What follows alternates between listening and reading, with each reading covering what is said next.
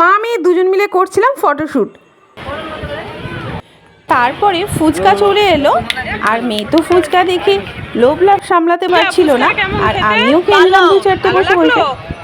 একটু ঠান্ডা লেগেছে তো ফুচকাটা বেশ ভালো লেগেছে, ঝালঝাল ফুচকা সর্দির মুখে, তাই না?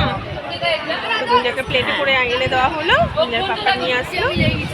ওই লাইনে ভিড়ের মধ্যে না দাঁড়িয়ে আমরা যে জায়গাটা বসে আছি অনেক সুন্দর জায়গায় বসে আছি, বেশ বসার জায়গা টায়গা আছে, এখানেই বসে আছি আরাম করে। এখানে গুঞ্জার জন্য এক প্লেট ফুচকা নিয়ে আসা হলো আর খেলো, তাই টক জলের সঙ্গে। এটা কি করি? লক্ষ্মী করি। আর এগুলো কি? এগুলো হচ্ছে সব সামুদ্রিক শঙ্খ। আমি আর মেয়ে এক জায়গায় বসেছিলাম, আর কর্তামশাই গেছিলো কিছু কেনাকাটা করতে, তো এনেছিল এই জিনিসগুলো, তো সেটাই ভিডিও করে দেখানোর চেষ্টা করছিলাম তোমাদের সাথে শেয়ার করব বলে। তো তিনটেই কিনেছিলাম গিফট দেওয়ার জন্য, একটা আমি রাখবো আর দুটো দেবো গিফটের জন্য। তো বেশ ভালো লাগছিলো এগুলো।